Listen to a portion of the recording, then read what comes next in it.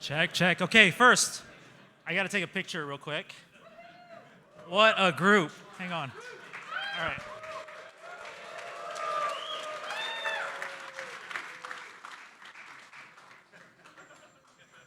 All right, everyone's looking sharp, and then one of the board, right?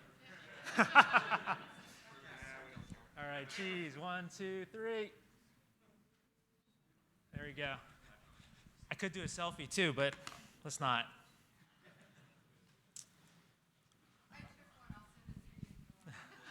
I appreciate that. All right. As a reminder, if you haven't voted by proxy or would like to change your vote, you may do so by picking up a ballot at the table. The table's back there, in the corner over there. Once you've completed the ballot, please hand it to Lisa Brenton. Lisa, can you please raise your hand? There's Lisa. She's over by the table over there. Of ComputerShare, she's our inspector of elections. What I'd like to do is first welcome Robin Denholm, our chair. She's going to give us some opening remarks.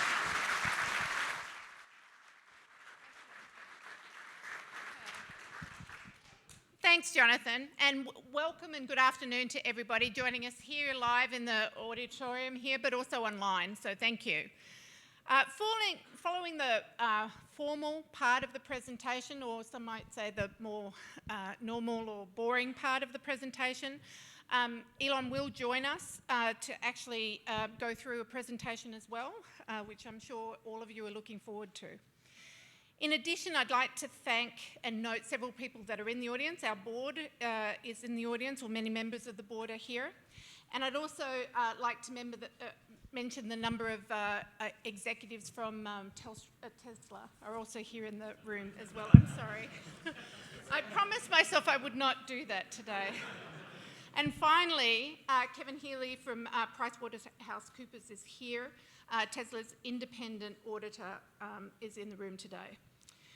So after the voting, as I said, Elon will give a presentation about Tesla and answer questions. So the Q&A is always a highlight of the stockholders meeting.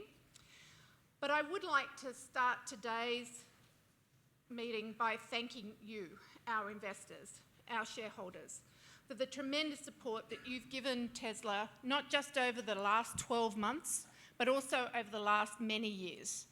Without you, the progress that we're making as a company towards the mission of moving the world towards sustainable energy would not have happened. When you're changing the world and many industries in the process, you need to have a certain amount of intestinal fortitude as an investor. And when I speak to many of you, our shareholders, you have that in spades. So thank you.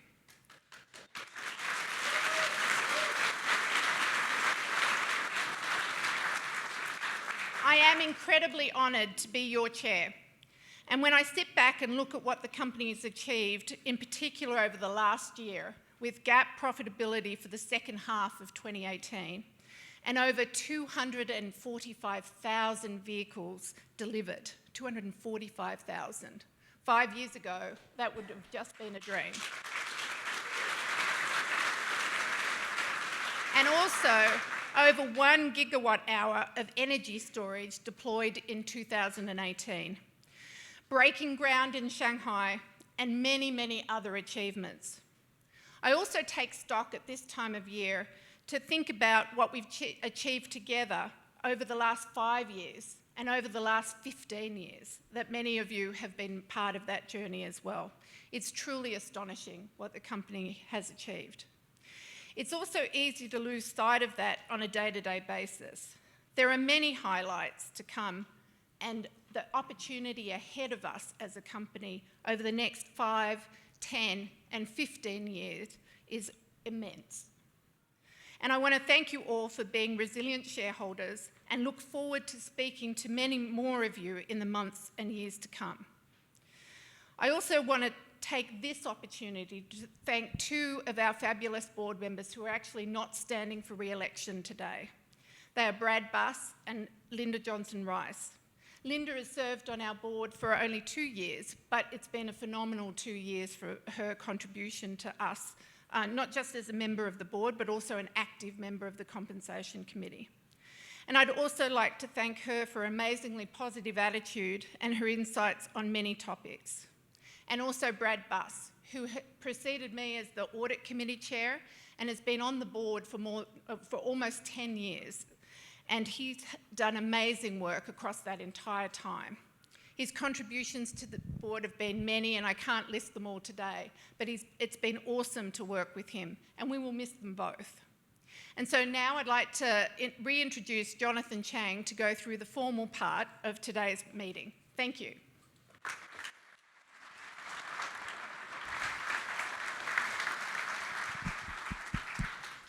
Yeah, thanks, Robin. Robin, our new chair, has been doing some great, amazing work with our board and our company. So really appreciate all the work, Robin.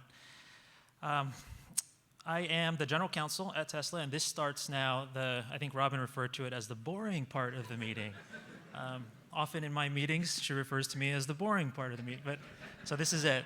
So I'm well suited for it. Okay, let's get started by calling the Tesla's annual meeting of stockholders to order. Please refer to the agenda and the rules of the meeting that were provided for you today. The time is now 2:39 p.m., and I declare that the polls are now open. We have already received over the past few weeks voting proxies from our stockholders, and that means that almost all of the votes that will be counted were already submitted prior to this meeting.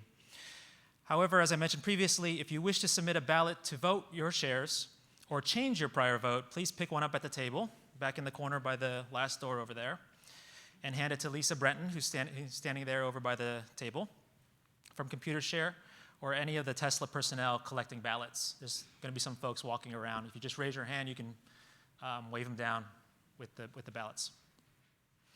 I'll give a few seconds while people go around and collect ballots here.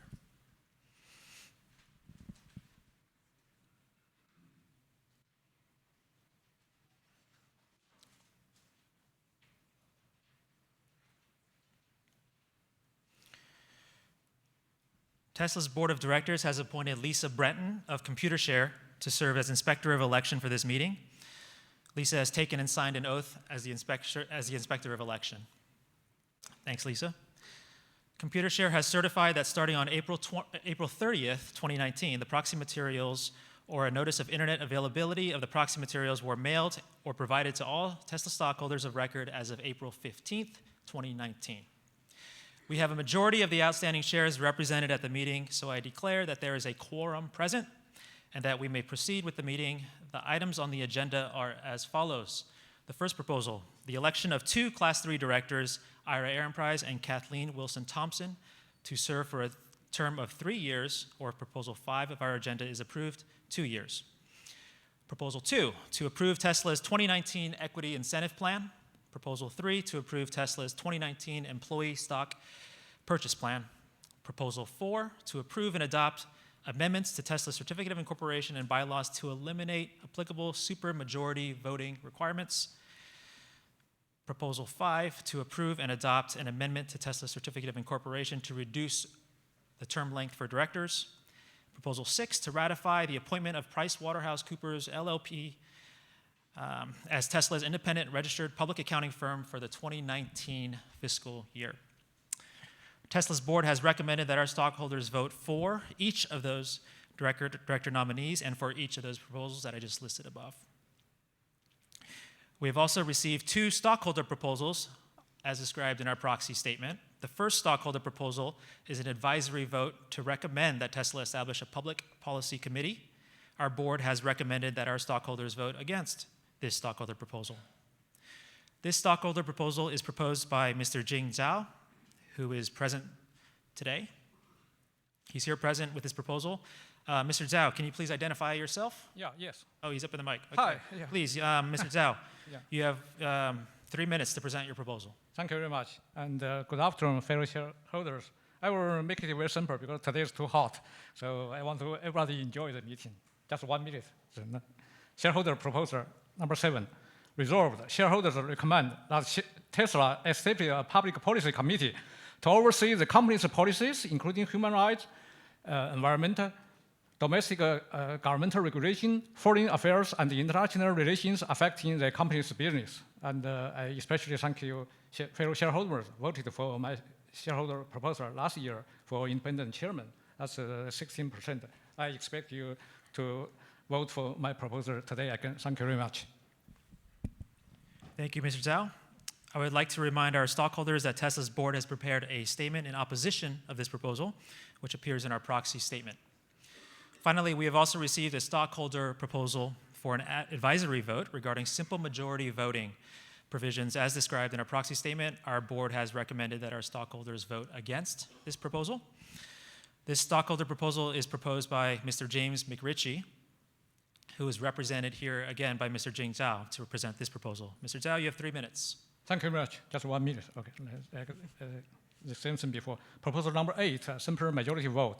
Resolved. Tesla shareholders request that our board take each step necessary so that each voting requirement in our charter and bylaws that calls for greater than simple majority vote be eliminated and replaced by a requirement for majority of the votes cast for and against the applicable proposals or a simple majority in compliance with the applicable laws. Thank you very much. I make it very simple. Enjoy. Great, thank you, Mr. Zhao. I would like to remind our stockholders that Tesla's board has prepared a statement in opposition of this proposal, which appears in our proxy statement. Are there any proxies remaining in the audience that have not been submitted? Keep your hands up and folks will come around and collect those ballots. Please submit them now if you want them to be counted. No.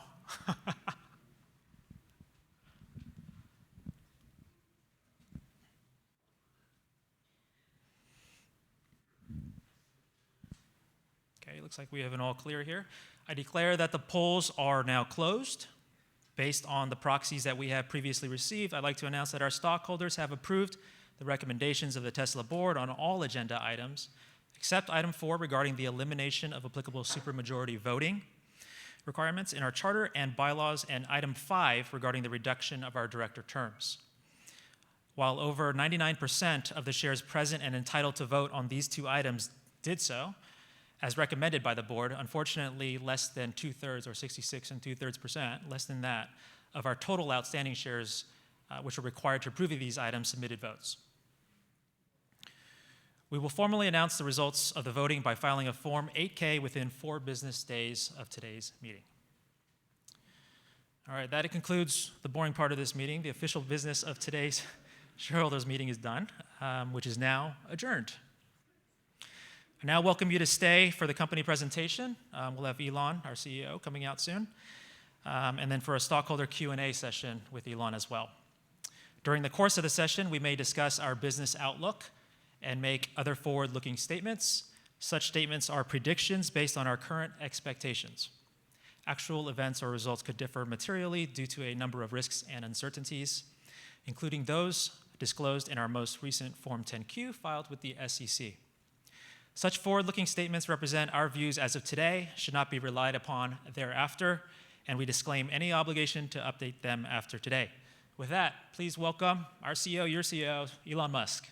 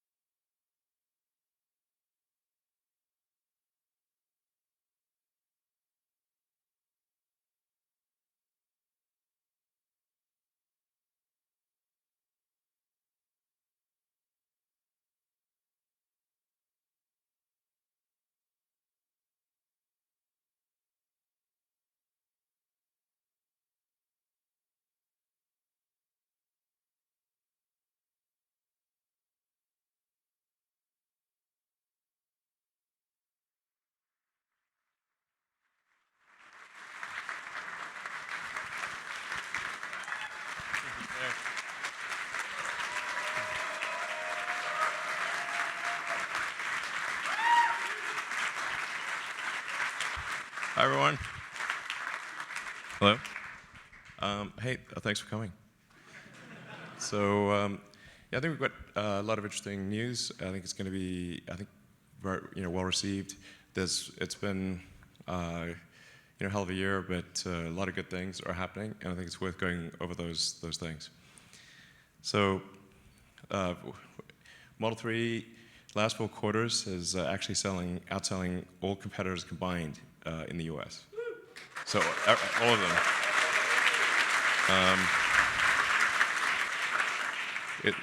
It's the highest revenue car in the US and best-in-class performance. And it's actually the best-selling car by revenue including high-volume cars like the Toyota Camry and Honda Accord. So the dollar sales.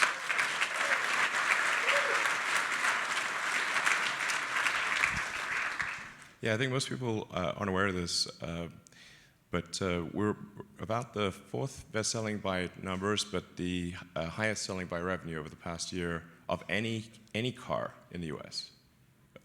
So that's remarkable that an electric vehicle is the best-selling, the highest revenue car in the country. I think 10 years ago, nobody would have believed it. And thanks to the hard work of the Tesla team, this is a result. It's great.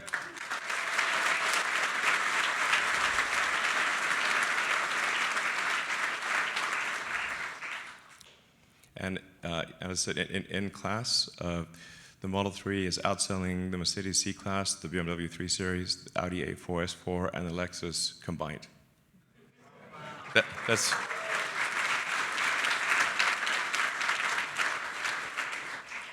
in units. The difference is higher in dollars.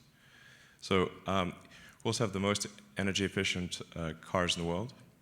So this is the EPA miles per kilowatt hour, and you can see the Model 3 is at around 4, and then it ranges off to the right. I don't want to pick on the e-tron, but it's there's room for improvement. So, e-tron.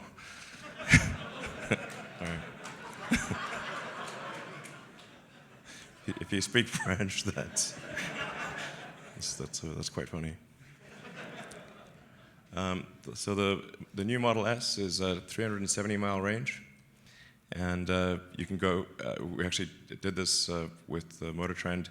They drove nonstop from the Bay Area to LA. So it was, admittedly, that was downhill, sort of. Not really. It feels downhill, but it's not. But on a single charge, to go from the Bay Area to LA is pretty wild for any car, and especially a full-size sedan. And then the new Model X range is 325 miles, despite it being a large SUV. It's worth noting that no electric car has exceeded the range of the first Model S that we came out with in 2012. So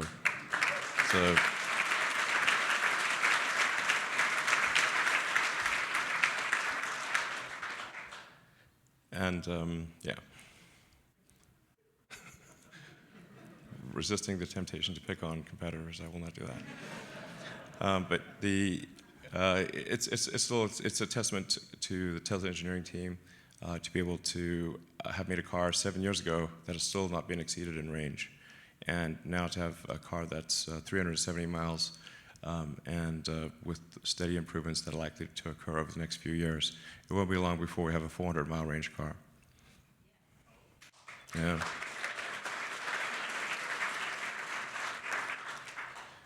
So we get this question a lot, and it's, I want to be clear, there is not a demand problem. Okay. It's absolutely not.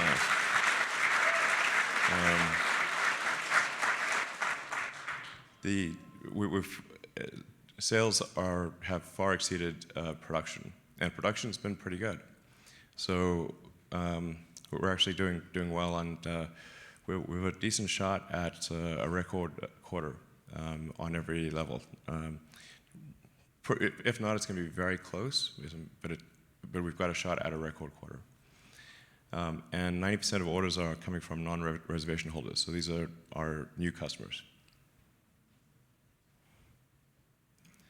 Model 3 market potential, when we see trade-ins, 63% of the trade-ins are non-premium cars, which means people are trading up to a Model 3.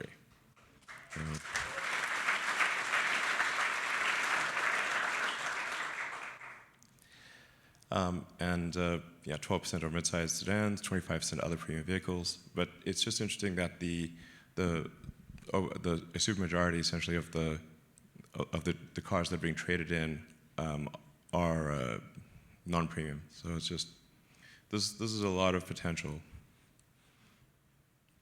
And when people look at total cost of ownership, the actual total cost of ownership, because electricity is so much cheaper than gasoline, and the maintenance costs are much less. You don't need an oil change or filter change. You basically never need to change the brake pads because of regenerative braking. The actual operating costs of an electric car are much less than a gasoline car. And so it takes a while to educate people on this, because the easiest thing to look at is just the lease price or the purchase price. But when factoring in fuel and maintenance, it's actually buying Model 3 is like buying a Camry or an Accord. So better, yes, better from a cost standpoint. Yeah, it's a great car. It's a car that is designed for you to have the most fun. We keep putting gems on it, like the fart app, of course. That's one of my favorites. It's like perhaps my finest work. The Autonomy Investor Day that I think was well received. The Tesla full self-driving computer is literally 20 times faster, or 21 times faster than the NVIDIA system that it replaces. We expect to be feature complete with autonomy by the end of this year. So, you'll still need to supervise the autonomy, but it should be able to go from your garage to your parking space at work without intervention. So then we'll obviously put on billions of miles of testing, and then I think probably sometime next year you'll be able to have the car be autonomous without supervision, and then sometime thereafter we'll be able to convince regulators that the autonomy is safe enough that the car could actually go around with no one in it.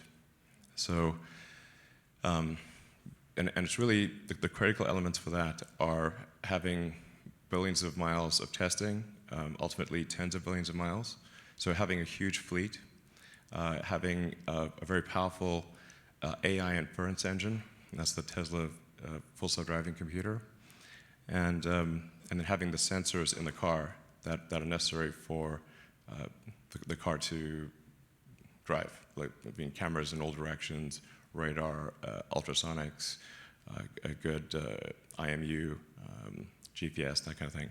So I think we've laid the groundwork here for a fleet that essentially every car made since October 16 is capable of full autonomy, in our view, with a replacement of the computer alone. So you just need to switch out the computer.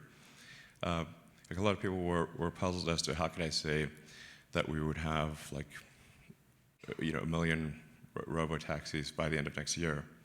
And it's if you sum up the vehicles made since October 16 and essentially switch out the computers for the ones that were made after the full self-driving computer a few months ago, we will have 1 million cars that are capable of self-driving.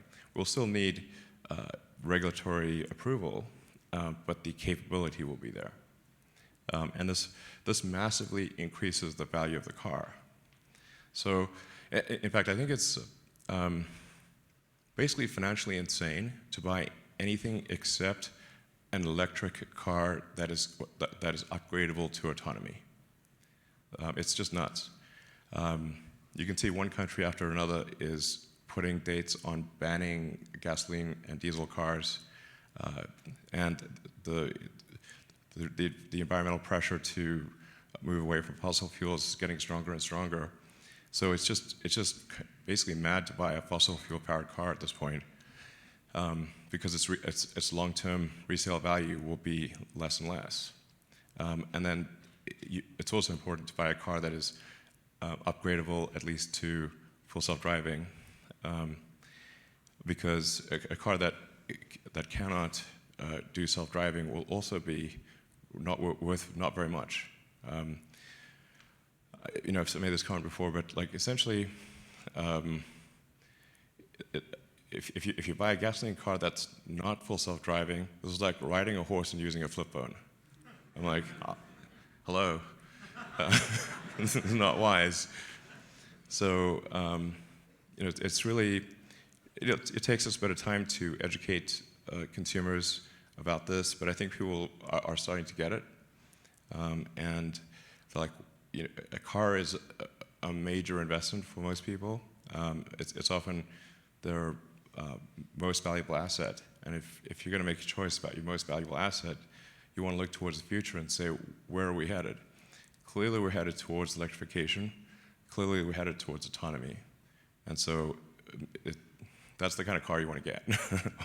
So I think this is, people are starting to realize this. Then with the Model Y, this is the biggest segment of vehicles in the world is the mid-size SUV. It's 2.5 times bigger than the Model 3 market.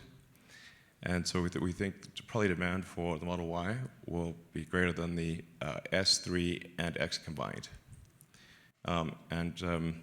We put a lot of effort into the efficiency of the car, getting an incredibly low drag coefficient. I think we might be able to get the drag coefficient actually lower than the 3, which will be is quite unusual. And the car has a lot of room inside. I think like a good sense of design or a good design principle is if the car looks bigger, it feels bigger on the inside than it looks on the outside. That is a good design. So this car is actually quite big on the inside. And then we expect to hit volume production towards the end of next year. Internally, we're aiming for sooner than that, but we want to have some margin on that timing. So, yeah.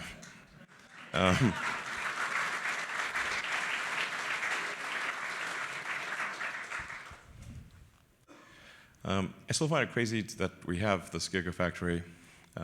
That used to be just rocks, rocks and bushes. I remember it was JV and Drew. Hey guys, actually, you guys want to come up and join for a sec? Yeah.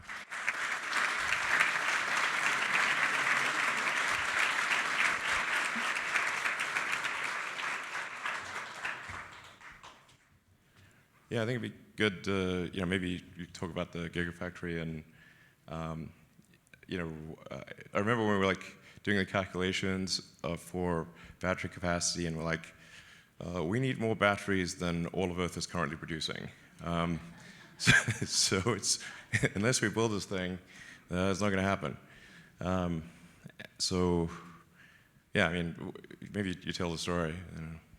Sure. Well, Yeah. Good to see everyone. Hello.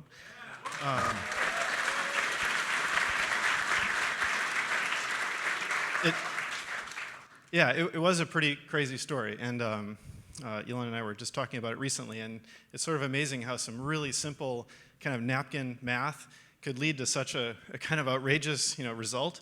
I mean, as you just said, we basically did the quick math and looked at, okay, we're going to build, so many 100,000 cars per year and this many kilowatt hours per car, therefore, 35 gigawatt hours of cells per year. Well, That's a huge number, and it was actually more than the entire world was producing for all applications, cell phones, computers, cars, everything, just a few years before that.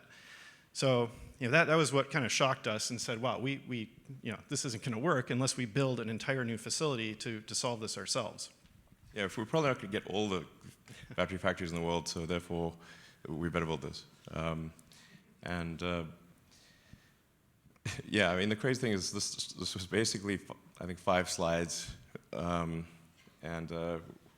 we showed a picture of a factory in the hills, and said to investors, we need money to build this thing, and they gave us the money, which was cool. And we built it. Yeah, we built it. And it happened. There it is, right there. It's really giant, and it's getting bigger.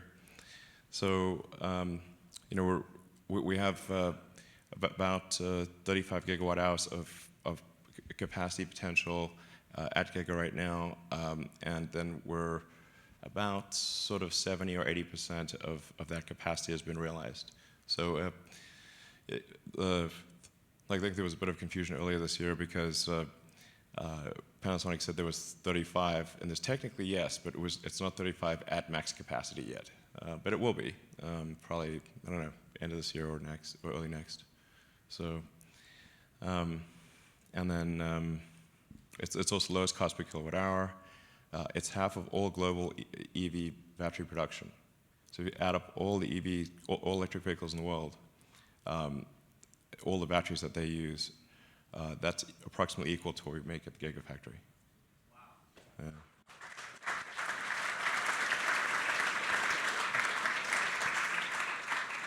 And maybe just a quick shout out to the whole team out there and the team that's made that happen. I mean, it's been such an epic project. I mean, as you said, starting with dirt, literally dirt in the desert, to now the biggest battery factory in the world, and it took thousands and thousands of people to do it. Kevin had a huge part in that, sitting there. So yeah, it's pretty amazing watching that happen, and I feel super proud to be part of that team. Yeah. It was a... yeah.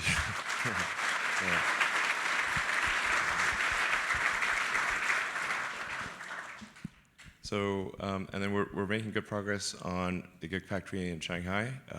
If you've watched the progress online, it gets followed in excruciating detail. I think the number of drones flying over the factory is pretty nutty. We need air traffic control. But the shell of the building is basically done at this point. I think this might be it's the fastest large factory construction that I've ever seen. And maybe there's something faster, but I'm not aware of it because it was amazing. And we're already installing a lot of the factory equipment, the stamping machines.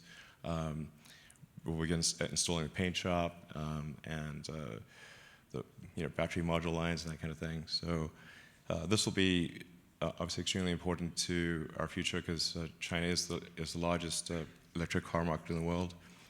And to date, we have had to pay import duties, sometimes quite significant ones, ranging from 15 to 40%, and we did not have access to local incentives because those are only if you make the car in China.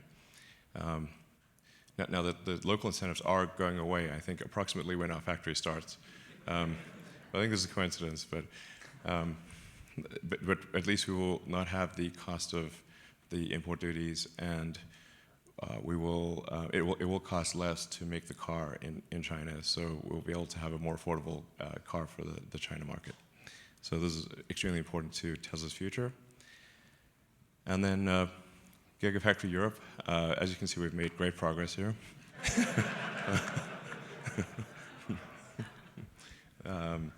We just put this picture in like literally 5 minutes ago. This is deep planning here. This is not the actual place that it will be. This is a generic picture of Europe. People are going to try and reverse engineer exactly where that picture yeah, I'm sure people could figure it out. Beautiful scene. Yeah, lovely. Factory there. I think it may be near Hamburg or something. But we're still looking at what the right place is to put Gigafactory Europe. Hopefully we'll make that decision towards the end of this year. And and it obviously makes sense to have a car factory at least on each continent. This is a wise move.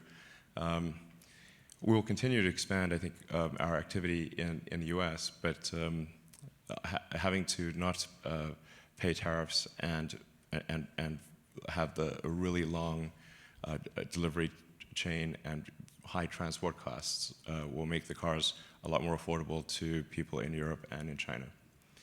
So yeah, we're looking forward to making a decision on this, hopefully towards the end of this year.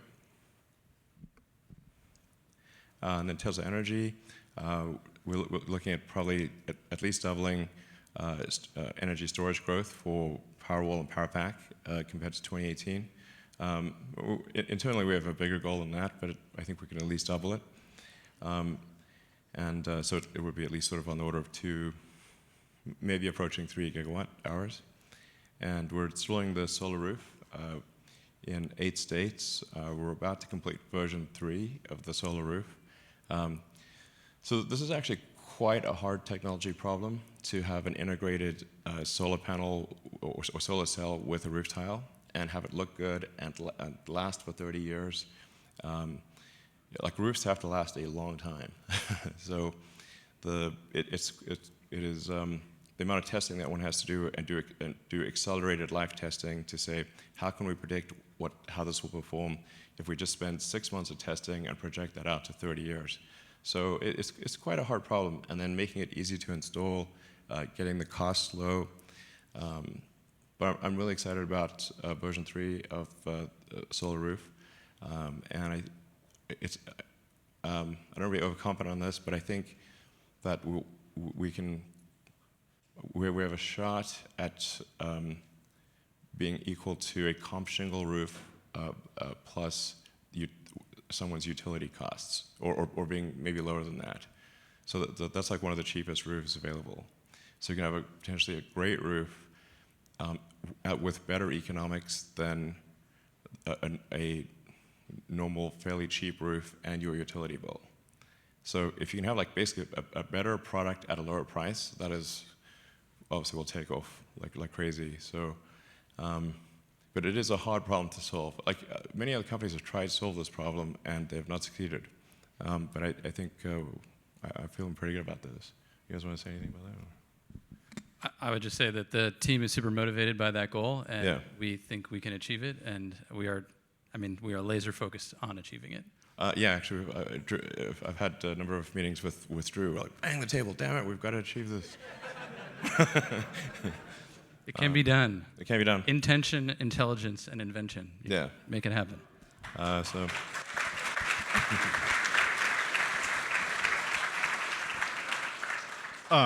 Maybe we should actually introduce Drew properly. Yeah, actually, sure. Sorry, sure. we kind of forgot to do that. Drew has been, this is your 14th year at Tesla, so yeah, Drew is not exactly a stranger.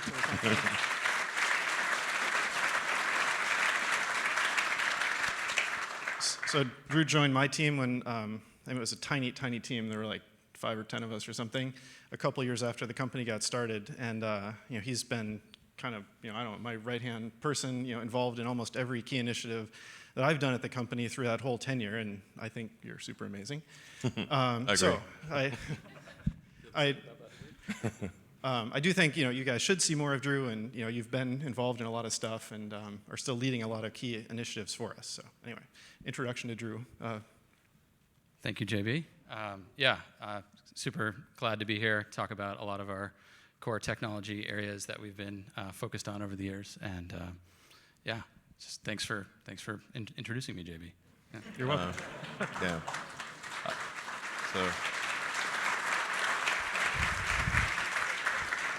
So yeah, I mean, Drew and his team have been really key to a lot of the powertrain innovations, battery innovations, and solar roof, and a number of other things. So it's always a pleasure having those engineering discussions, I have to say. Mutually, the feeling's mutual. All right. Yeah. Cool. Love you too, bro.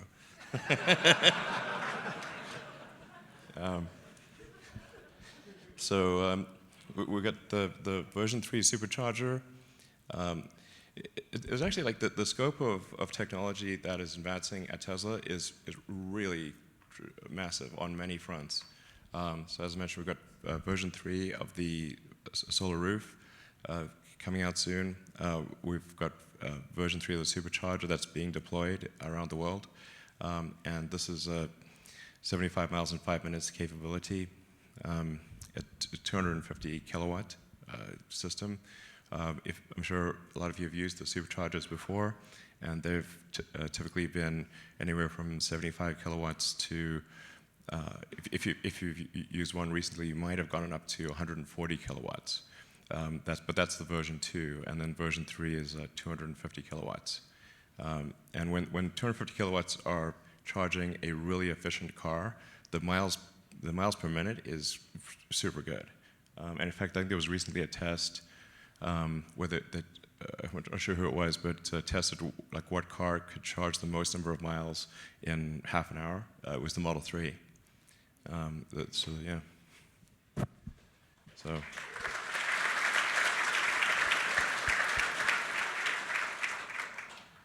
And then we'll be publishing new maps for the supercharger deployment. And we're finally going to get the Trans-Canada Highway.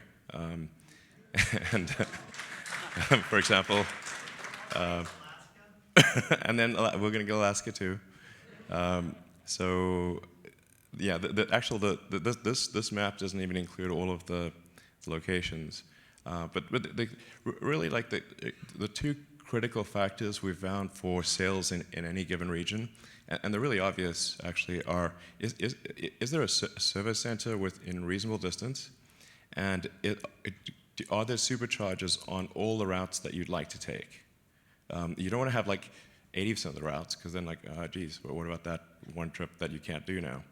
So you really want to have superchargers, and service centers are the absolute key to sales.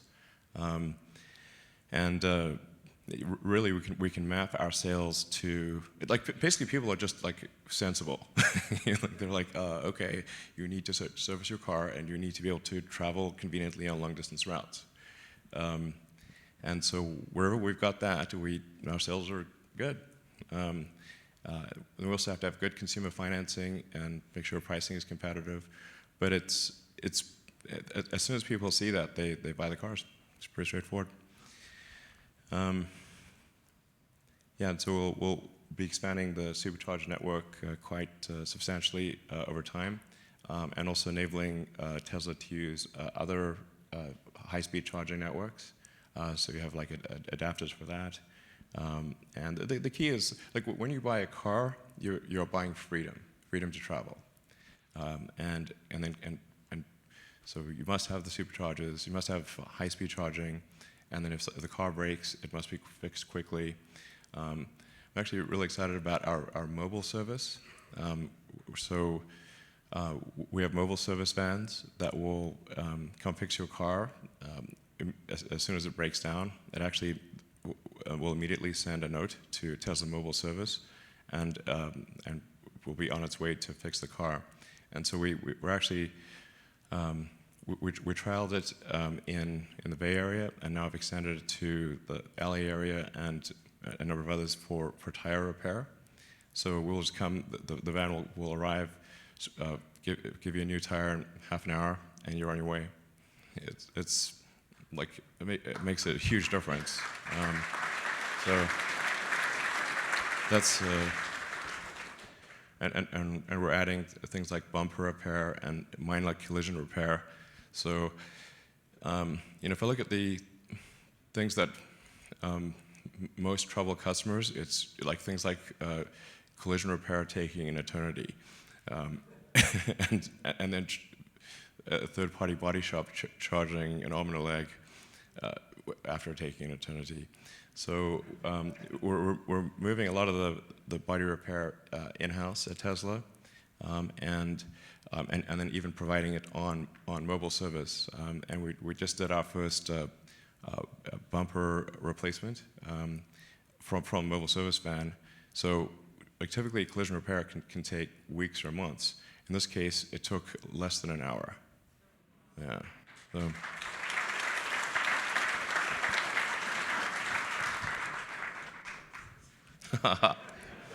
That's right, cyberpunk truck. Yeah.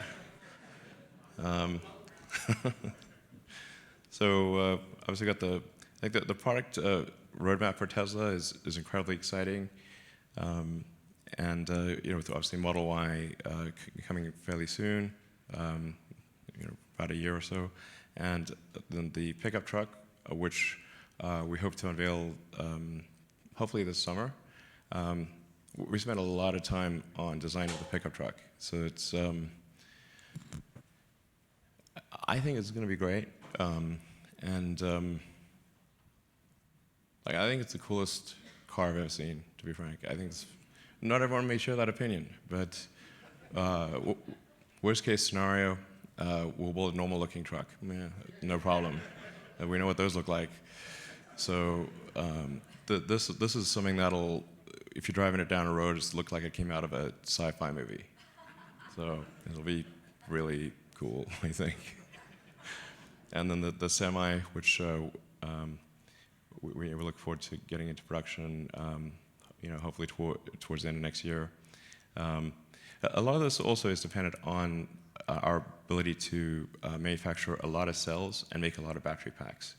So there's not much point in adding product complexity if we don't have enough batteries. then it's complexity but without gain. So we're matching the product rollout according to the scaling of battery production. That's really the main limiting factor. And then as we scale battery production to very high levels, we actually have to look further down the supply chain, and we might get into the mining business. I don't know, maybe a little bit at least.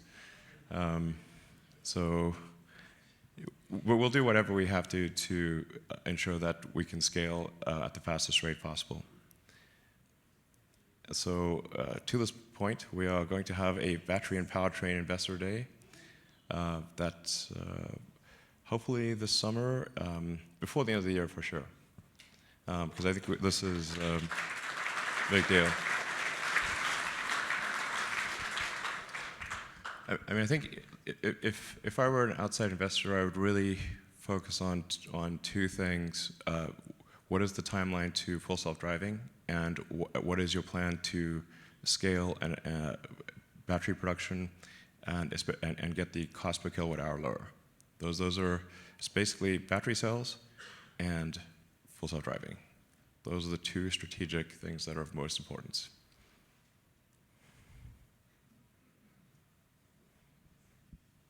Haha, exactly.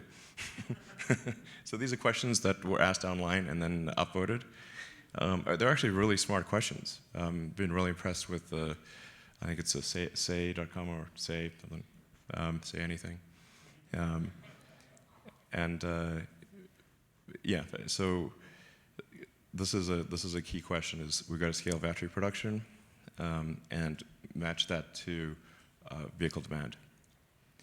Do you guys want to say anything about that, or we don't let the cat out of the bag too much, but still in the bag. I mean, I think it's right on. I mean, those are exactly the right problems that we need to solve to scale, and they have been for some time, but it's more obvious now than I think it ever was that we need a large-scale solution to cell production. Yes, and get the cost per kilowatt hour lower and energy density higher. Yeah, and we're not sitting. Yeah, we're not sitting idly by. We're taking all the moves required to be masters of our own destiny here, technologically and otherwise. And I think, through all the experience we've developed with partners and otherwise, we have solutions in place. Yeah. Good question. What aspects of battery production will integration Maxwell have? I think this is really quite strategic, but we'll leave the details of this to kind of the battery and powertrain investor day. There's some very important technologies there that I think will have a big effect on the cost and scaling of cell production, both reducing the cost and reducing the capital required to scale cell production. Everyone, yeah. You want to add to it? No, right on. Okay. Absolutely. Yeah. I'm sometimes a little optimistic about timeframes. It's time you knew. It's time you knew. Yeah, optimism. I mean, would I be doing this if I wasn't optimistic? Jeez.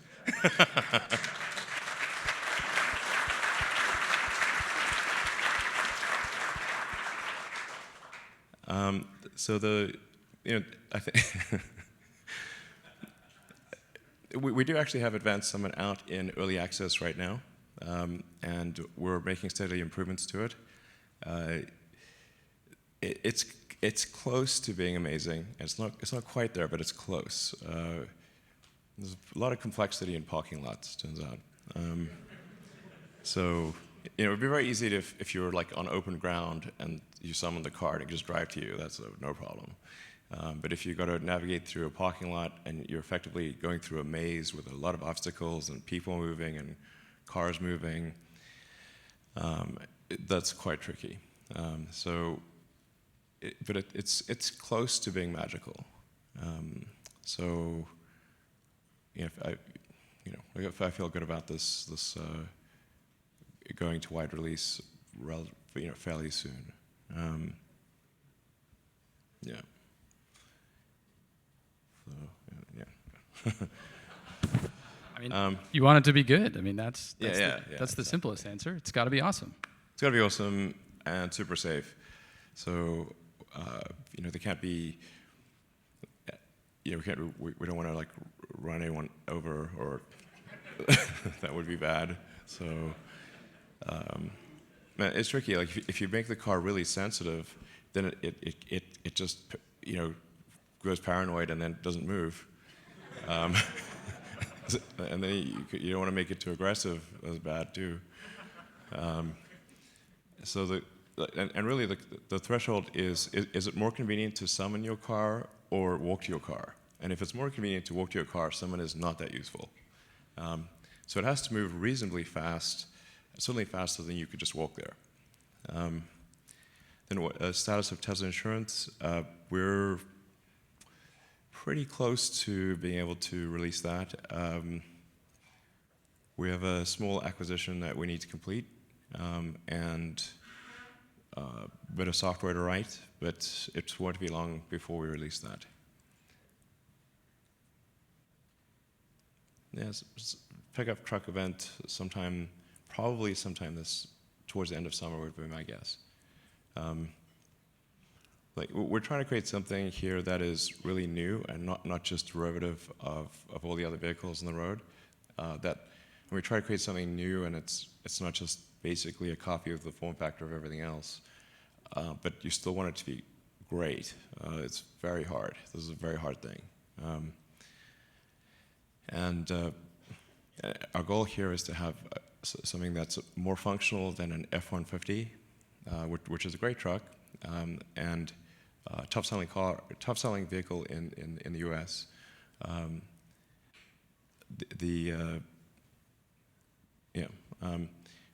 But then also a better sports car than a basic 911. So that's a hard one. But it's physically possible, so I think we can do it. Yeah.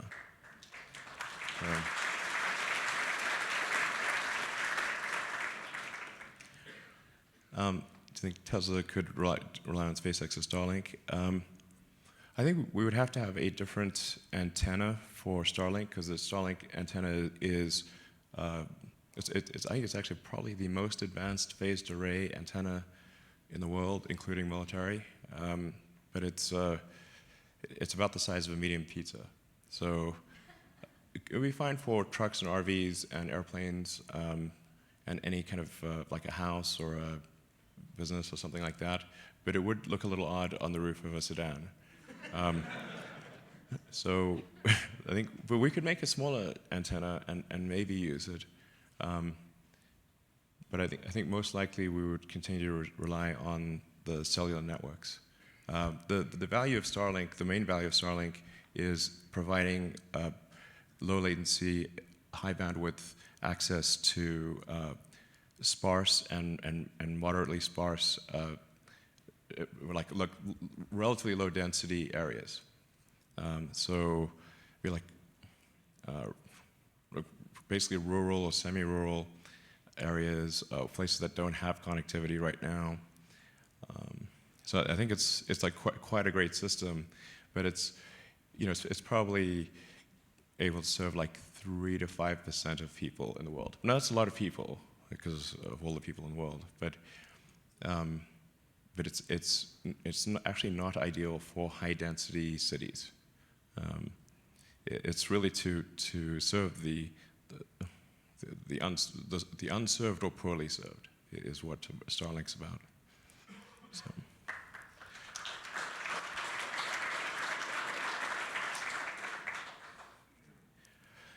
We're going to have tiny wipers. I think actually probably just applying some hydrophobic coatings will most likely solve this problem. So we had this issue with the front radar, where if you can accumulate ice and snow on the front, and then the radar can be obscured. But if we apply just a thin hydrophobic coating, sort of water repellent coating, then that usually solves the problem. So probably something like that, or we'll just let you know, please clean the snow off the camera.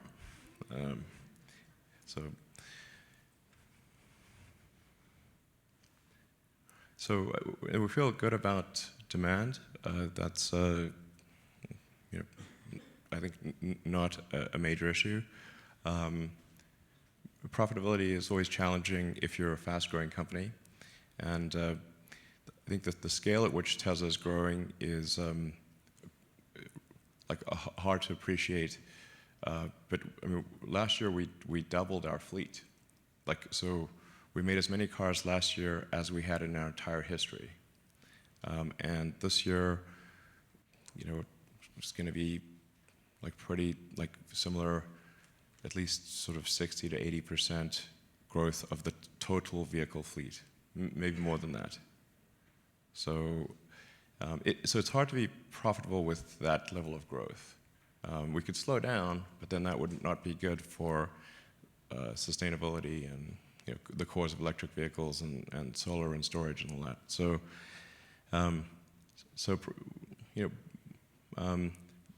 but I think we can be cash flow positive despite having a very high growth rate. So, yeah.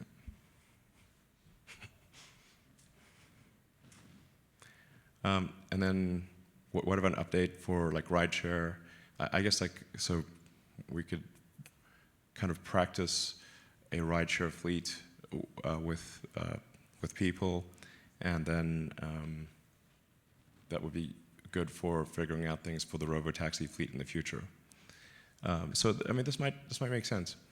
I mean, we'll probably do something like this. Probably makes sense. Yeah, sort of a supervised robotaxi.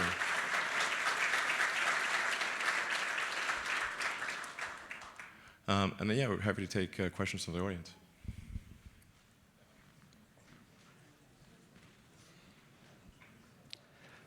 Wow. Okay. Yeah.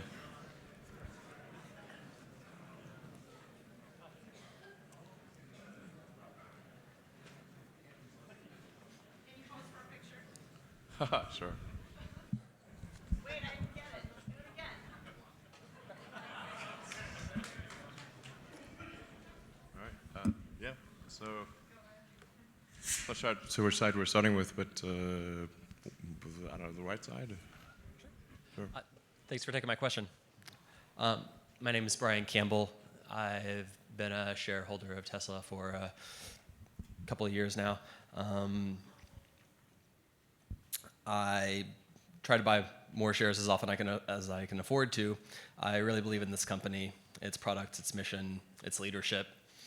I feel privileged to be able to cast my lot in with you. And I want to thank you and the whole Tesla team for all of your hard work and dedication. My question pertains to Tesla Energy. I've read several analyses concluding that significant hurdles along the path towards sustainable energy is transmission of electricity over long distances, since renewable energy production and capacity is concentrated in certain regions. Being able to efficiently transmit that electricity to other regions seems to be an important part of the equation. I was hoping that you might share some of your thoughts about this part of the equation, and if it might make sense for Tesla to someday get involved in electricity transmission. Thank you. Yeah, well, I think a big part of the value of solar roof or retrofit solar on the roofs of houses and businesses and whatnot is that so you can have localized power generation. And then if you have a battery storage, that's also very helpful for stabilizing the grid. So you can sort of overproduce energy during the day and then release it at night, and actually use the power walls and power packs as a massive network for grid stabilization and for providing energy, essentially flowing it back into the grid, and that will make a big difference to reducing the need for long distance power lines. I think very few people want more long distance power lines. They're generally not great, don't look great. It's sort of slightly unnerving to drive under them and that kind of thing. So you want localized power generation, and then you don't need to build more substations and long distance power lines. I think that's the answer. Also, storage is a really great way to improve the utilization of the existing transmission grid. The transmission grid is kind of like the highway system. It's very rarely busy. And so what storage can do is make it busy all the time, so you get a lot more utilization out of the existing infrastructure. Yeah, in fact, like one of the things I think could be pretty interesting is for utilities. And we've done a lot of large-scale utility battery installations, most notably the one in South Australia, which has significantly outperformed their expectations. And we're going to be doing a number of other projects in Australia and around the world, and we've done some very big projects in California. So I think energy storage, as Drew was pointing out, is actually extremely important. And you could actually probably locally put power packs in the substation. If people know what a substation is, sort of like where the high power lines come in, and then it gets dropped from, like, say, 11,000 volts to 400 volts or 500 volts, and then it gets distributed to a community. So if you see a bunch of weird-looking electrical equipment with high power lines coming into it, that's called a substation. But you could, in that same footprint, fit a number of power packs. And then to Drew's point, when power usage is low, such as like at night it drops considerably, then you could charge up the power packs and then discharge them during the day. And then you wouldn't need to build extra substations and power lines, which are very disruptive to communities. That's exactly what the Southern California Edison project was. It was at a substation doing exactly that. So it's a good existence proof. Yeah.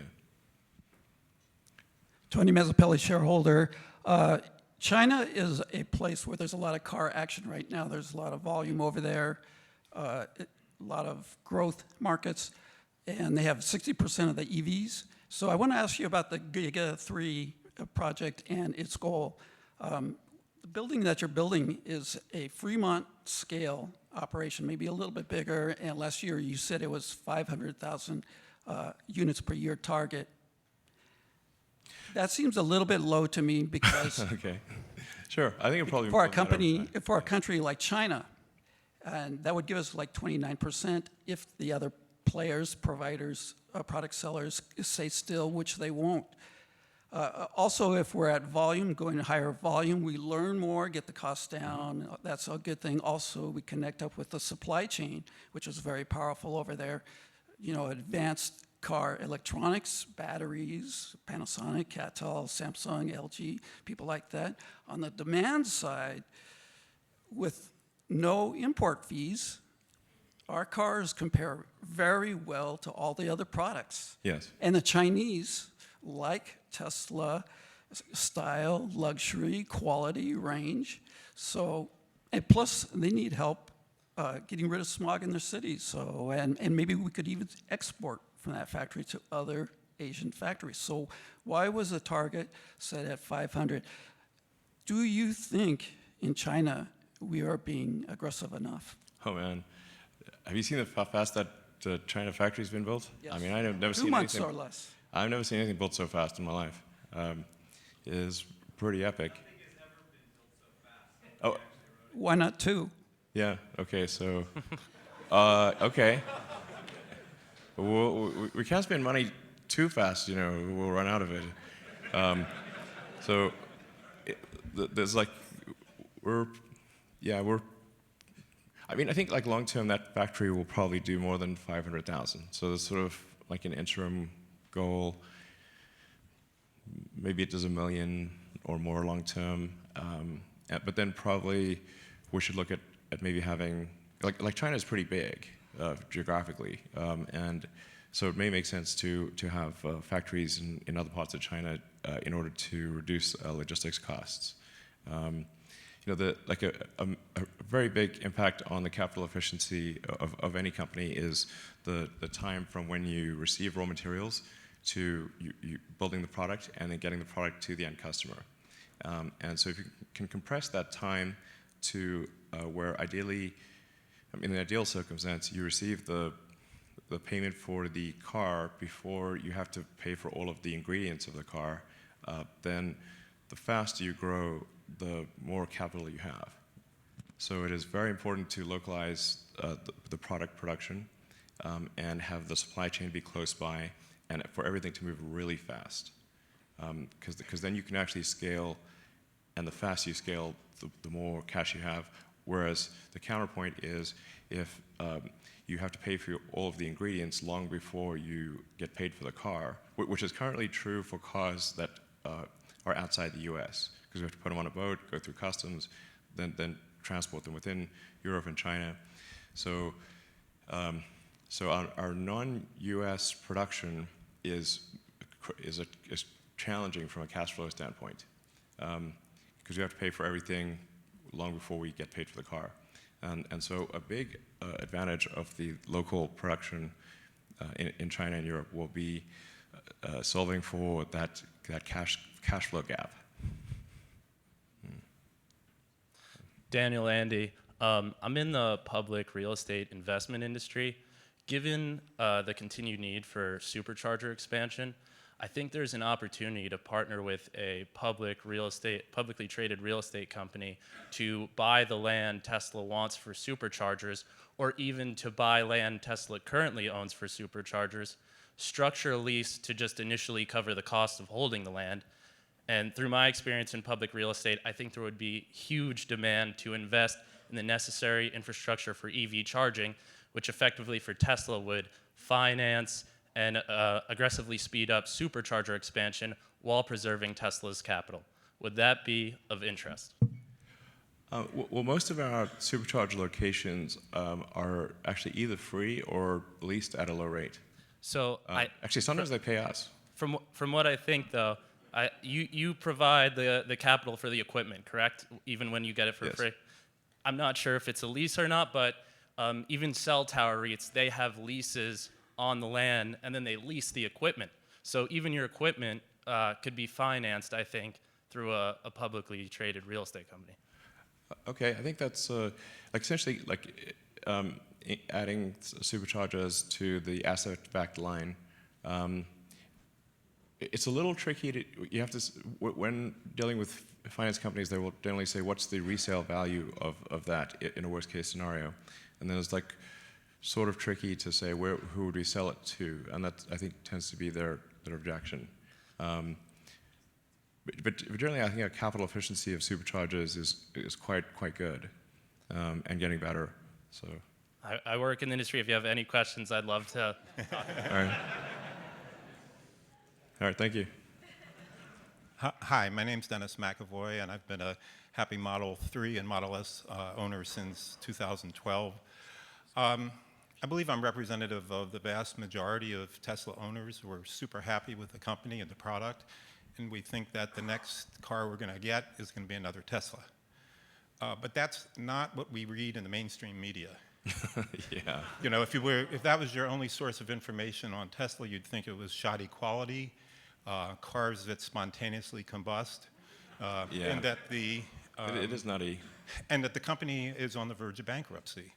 And, Right. and we know that's not true, but This is not true. it's not true, but Yes. I think it's hurting Tesla because I have intelligent friends that are holding off purchasing Tesla cars because of their concern about the future of the company.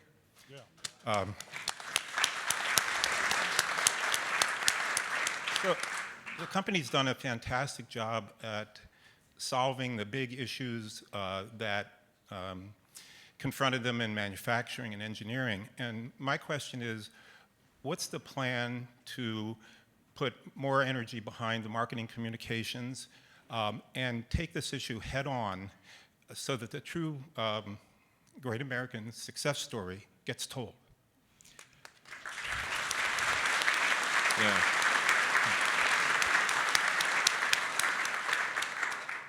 No, it's true what you say. It's very distressing. It makes me sad. But I'm not sure what. Yeah. I don't know what to do about it. We do provide a rebuttal, but that is then typically buried at like 7 paragraphs down, and if it's there at all. But some of these things are just incredibly crazy. It's at least 10 times more likely for a gasoline car or a combustion engine car. It's in the name. I mean, come on. It has highly flammable fluid. It's designed to burn. There's about 200,000 gasoline car fires per year in the U.S. alone.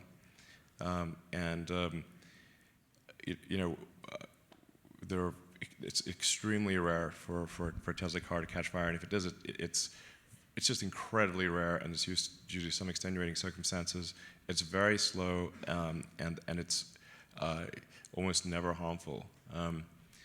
I mean, would you rather have like a gasoline-powered cell phone or a battery-powered cell phone? I mean, it was like no-brainer, I think that So. if were to put the same kind of energy towards solving this problem that you put towards solving the battery module production problem, you could do it. You could change the narrative.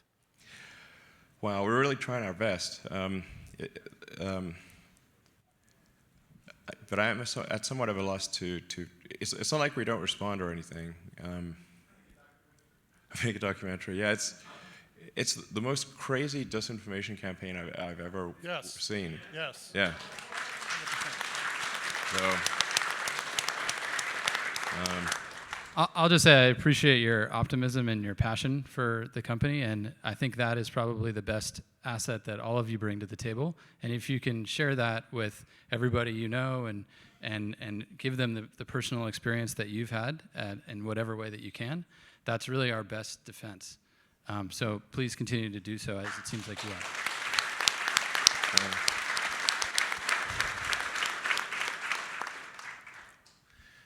Yeah, I think like safety especially. I mean, it is paramount for us. Is like the absolute primary thing is to maximize the safety of the car.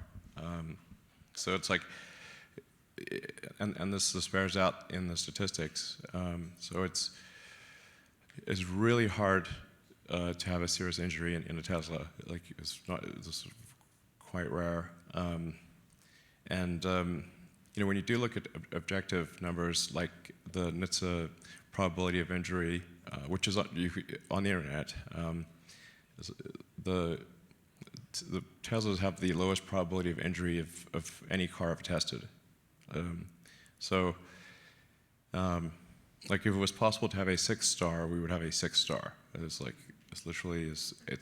absurdly safe.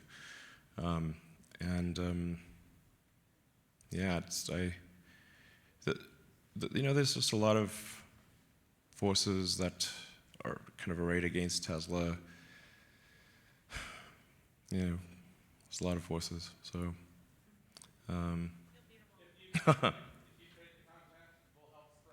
Okay, sounds good. Yeah. We'll give you the information, and then you can sort of spread it around. I mean, the reason our sales are good is really because of you guys, and it's sort of customer testimonies and referral is the key to our sales. That's why it's good. So.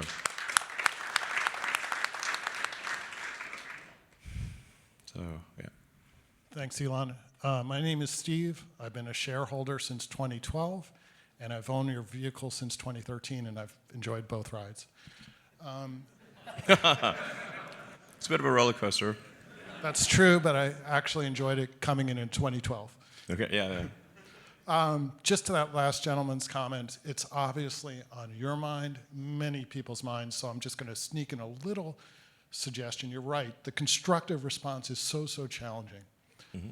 And maybe one little opening would be there are some people, such as Michael Bloomberg, who is both obviously a titan in the media industry and also very publicly expresses his care about the environment. Mm-hmm. Perhaps not a debate, but a discussion, a joint discussion to talk about climate change, public awareness. I think you get the point at where I'm trying to go with that. Yeah. And have it be something public. There might be other people. I know last year Arianna Huffington expressed her concerns for your well-being. Sure. I think your well-being would be best served if people, I think really the biggest issue with the media, and I shouldn't say issue, the biggest challenge is there doesn't seem to be anybody in the media who's pointing out what other parties in the media are doing. So effectively, utterly false narratives receive a police escort to the public. Mm-hmm. Nobody is speaking up about it. So that's why I suggest, people like Bloomberg or Arianna Huffington. Sure. That's a good idea. Yeah, I mean, weirdly, there've been quite a few negative articles in Bloomberg. Yes, they have. So, but perhaps talking to Michael Bloomberg would be helpful. I agree. We need to take action here. We'll definitely provide people with clear rebuttals of the disinformation. That's a good idea. Because we've done it piecemeal, but there's not really like a page that just debunks the myths. You could kind of have to put it together from a number of comments that we've made over time, but we could put it all together on one page and sort of debunk the myth. This would be pretty good. Right. Hello, Elon. I'm John from Irvine, and with seeing the Model 3 being so successful and the solar facet of your business coming up, I was wondering where you see Tesla is on their mission to accelerate the advent of sustainable transport and what hindrances or facilitators you see in the future in that mission. Well, I think we've really helped convince the auto industry to move towards electrification. When we first started out, it's sort of like the kind of the. To be clear, I've always felt like electric cars and solar were important from when I was in, freshman in college, and I just always thought that it would just happen because it's just obviously the right thing from a physics standpoint. But this is not guaranteed, and it's actually, sort of I kind of trace Tesla back to 2003 with JV and I having lunch in El Segundo, with Rosen, Harold Rosen, yeah, Harold, yeah. Yeah. Yeah, that was a good conversation. Well, I think we've made pretty amazing progress since then. We didn't exactly envision how this would unfold and exactly being here and standing here. At least I didn't.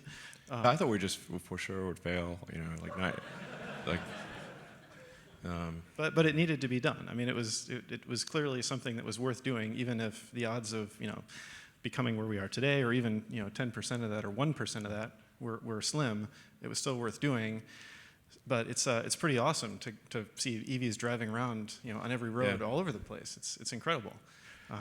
But it's still 1%. So we've while it's rewarding and it's awesome to see where we've come, there's still a long way to go. So we can't. I feel mixed emotions that we shouldn't pat ourselves in the back too much. Definitely not. But back in 2003, 2004, there was people thought like electric cars were the stupidest thing ever, and definitely not going to work, and we're bad in every way, and we're like, it was like a milk float or something, or like a golf cart, and like they would not look good or go far or go fast, or just like they would be just bad in every way, and they kind of were, that's like they generally were. So the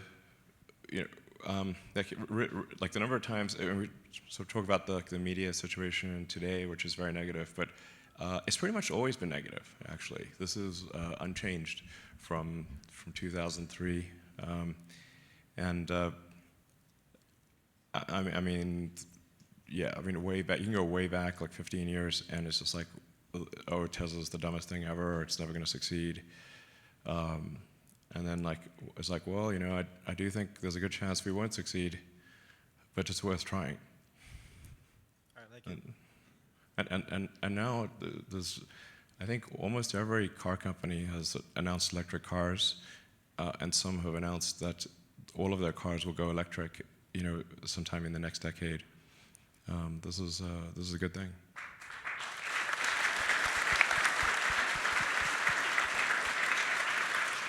And on the energy side, to complete the picture, I guess I would just briefly say, 100% renewable grids were in a similar situation, I would say, in 2003, and now both Tesla and a number of other, partners in this effort are succeeding in taking entire islands, parts of nations, 100% renewable, and that shows the growth on that other key aspect of the mission, and that's been personally very rewarding, and I know for JB as well, because in 2003, he was the TA of a class I was in, talking all about this. Yeah, it goes back a while.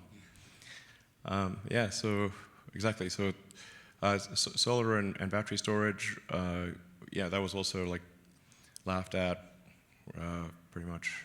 It still kind of is, but it's obviously the key to a sustainable future is.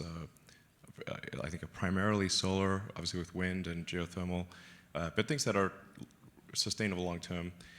And then you have to have battery storage because generally sustainable energy, like the sun, it doesn't shine 24 hours a day, so you have to have batteries.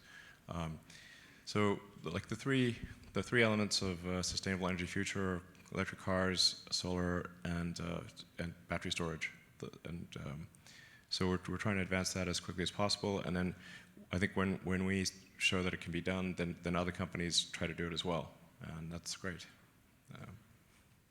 Hi everyone, my name is Jessica Heiss. Side note, I work in media relations, so I'd love to help change the negative narrative. First, Elon, I just wanted to congratulate you on the Stephen Hawking Medal for Science Communication. Nice.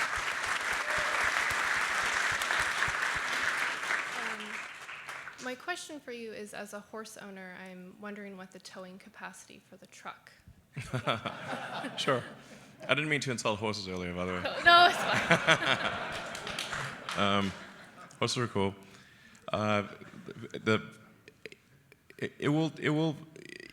It's designed to meet or exceed an F-150. So if an F-150 can tow it, then the Tesla pickup truck should be able to do it. Thank you. Thank you. So Elon, we're at about 90 minutes. Do you want to take one more question from each side? Yeah, we can do a few more questions. Okay. That's fine. Hi, Elon. My name is Caleb Elston. I recently got my Model 3, and I'm happy it has hardware 3 in it. So I watched the Investor Day for autonomy, and you talked a lot about the FSD chip, the neural network, but you didn't talk much about the gap between Navigate on Autopilot today to the end of 2019.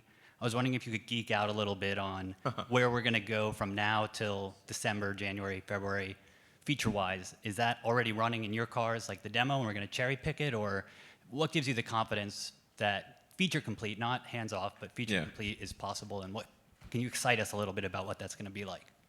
Thank you. Yeah, I mean, when I drive like the latest development version of the software, you know, it's you know, can take me from my house to the office, but not with, but there are interventions at times. So it doesn't perfectly deal with every intersection, you know, or every turn. You know, I think it's possible to, like, one could obviously just like game the system and just make it perfect for a particular route, but then that's just going to work on that route, and then if that route changes or there's construction, then it won't work. So it's very hard to come up with a general solution.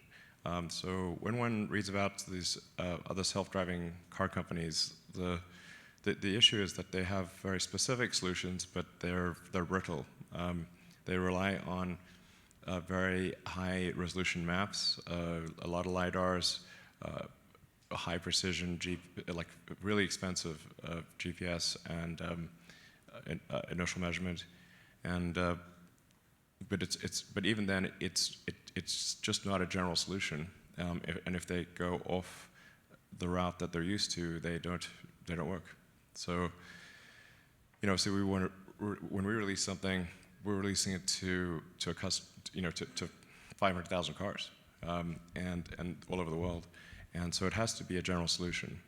So then our progress may appear slower than it actually is, relative to others that are developing self-driving technology. But in fact, I think it is quite a lot more advanced, because any element that we release is a general solution.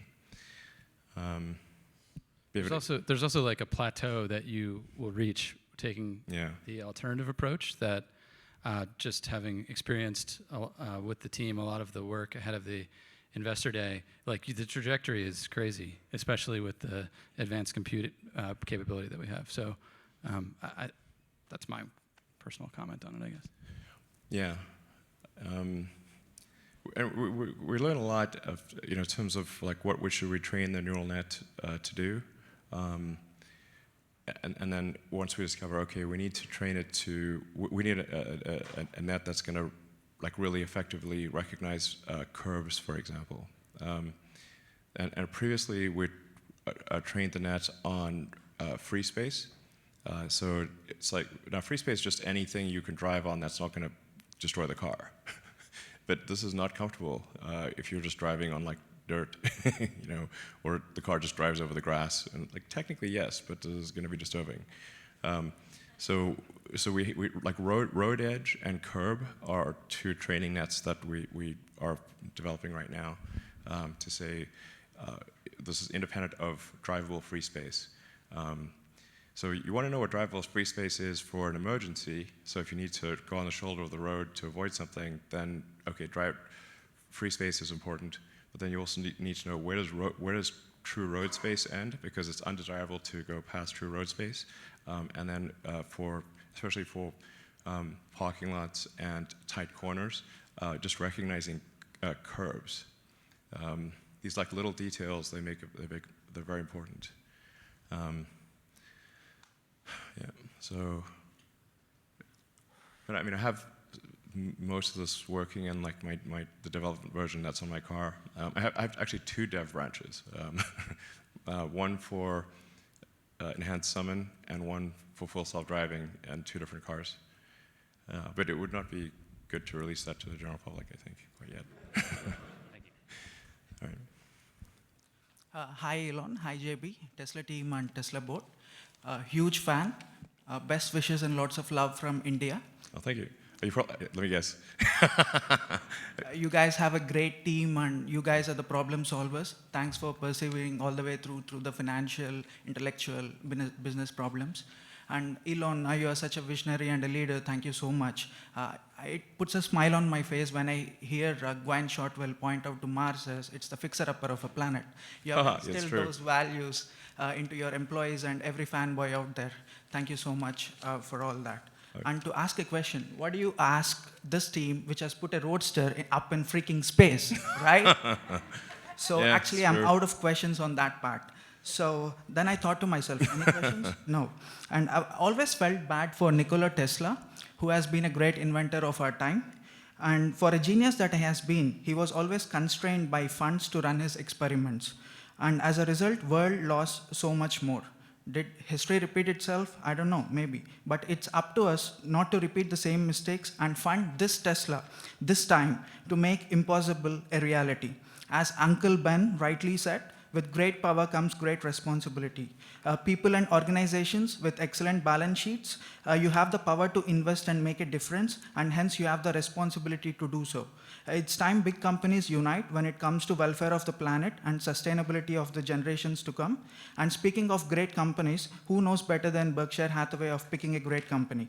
As the market paradigm has now shifted from buying profitable companies to buying companies who are innovating and changing the world for the better, I request Berkshire management to consider investing in Tesla for the long term. Why? Because you want insurance, they have it. You want automobiles, they have it. Electrification, they have it. Utility, they have it. Robotaxis, they have it. What do you want? They have it. So, and because there has never been a better opportunity for the world, and there has never been a better buy price for Tesla in 2019 than right now. Lastly, congratulations to all the Tesla shareholders in advance, who sooner or later are going to be part owners of this multi-trillion-dollar behemoth. And to Elon and team, thank you so very much from all of us and the future generations, who will want to thank you and your team for all the great work you did, you do, and you will do. Cheers. Oh, thanks. Cool. Thank you. Much appreciated.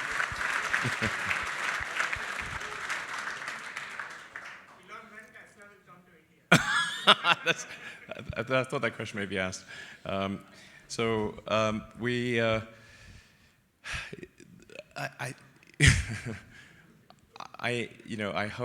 hope soon that there's the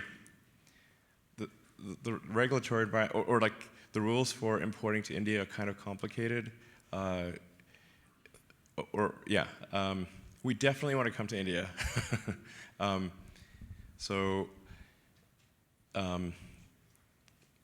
But there are like complicated rules around like the tariffs for importing, and then what you're allowed to do as for sales and service, and we're currently able to sell as many cars as we can make, and so adding additional complexity is not required right now, but I think we really want to come to India as soon as we can. So I think I'll be really surprised if we're not there by next year. I think that's at least next year. I think, yeah. So, all right.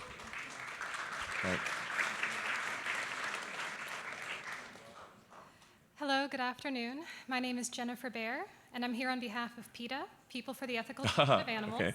Hi. The steering wheel. Hi. Yes, the steering wheel. You got it. So during last year's annual shareholder meeting, you assured us that the Model Y, quote, would not have any leather in it, including in the steering wheel, if it does have a steering wheel, end quote. We have tried confirming this privately, but have been met with silence, and the website does not specify.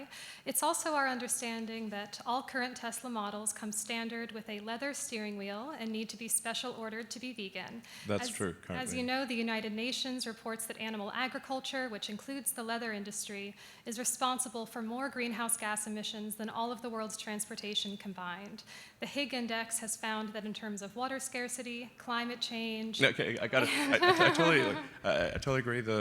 I actually asked this question of my team earlier this week, and I believe we're close to having a non-heated steering wheel that's not leather.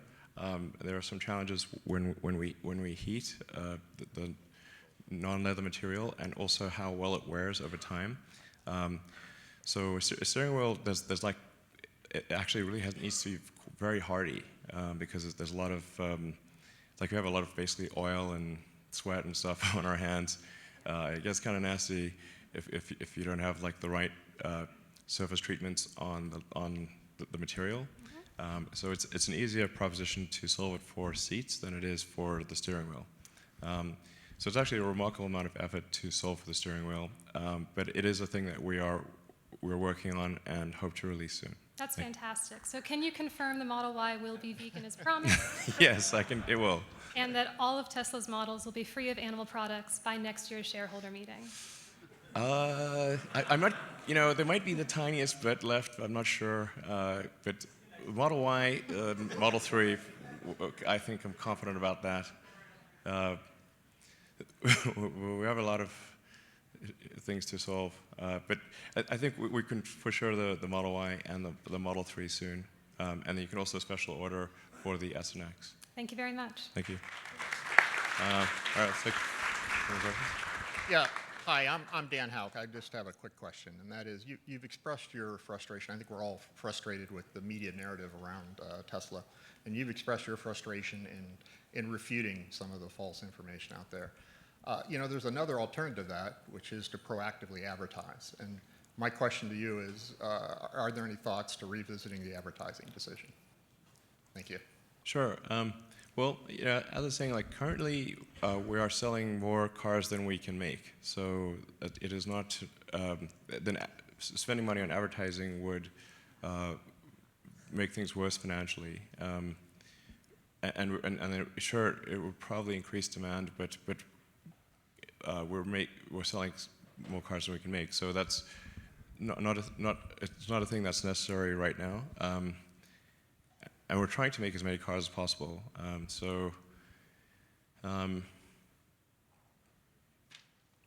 Yeah, and I think like advertising, like generally, like I've had an aversion to advertising because there's like it's just too much trickery in advertising.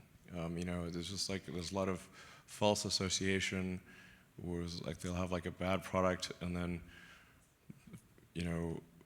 put it in a nice environment with good-looking people and then like trick you into buying it is like common, and then some of the advertising can be quite strident, so it just tends to be sort of bad. So I don't like advertising for that reason. But we could have advertising as information to refute some of these issues. It's tricky though, because if you have an ad that says, "Look, our cars don't catch on fire," this is BS. Then people might think, "Are your cars actually catching on fire? Like, what's what's going on?" Because there's so much trickery in advertising. Like maybe the opposite thing is happening. Well, I wouldn't say that we're against advertising forever, but it hasn't been necessary thus far, yeah. So, yeah. What about a short film or documentary contest, and then the filmmakers it's on their dime to make this, and it's a contest, a challenge, a film challenge? Sure, that could be cool. Absolutely. So, yep. We'll definitely give this some thought. There's some good suggestions. Thank you. I'll do like one last question. One last question. Yeah, last question. Hi everyone, I'm Lux Filaday. I have a really exciting question. Will Tesla make aquatic cars, and if so, when? Do you mean like a quad bike or something? What do you mean quad car? Aquatic car as in aquatic. boat or submarine that's a car. Oh, I see, okay. Do you mean a car that can go in the water, basically? On or under or both the water. It's funny you should mention that.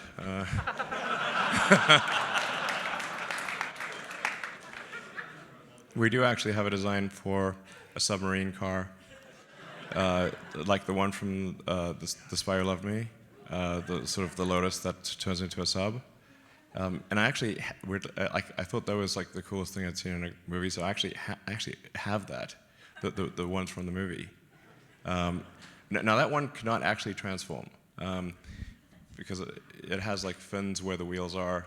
It's obviously not going to work. But if you make it a bit bigger, then you can actually have a submarine car. It's like technically possible. I think the market for this will be small. Small but enthusiastic. But we actually do have a design for a submarine car. Well, like that would be great. It'd be difficult. It would be a bit of a distraction, I think. So, but maybe we'll make one as a show car at some point. That'd be really fun. So thank you. Thanks, everyone. All right. Thanks.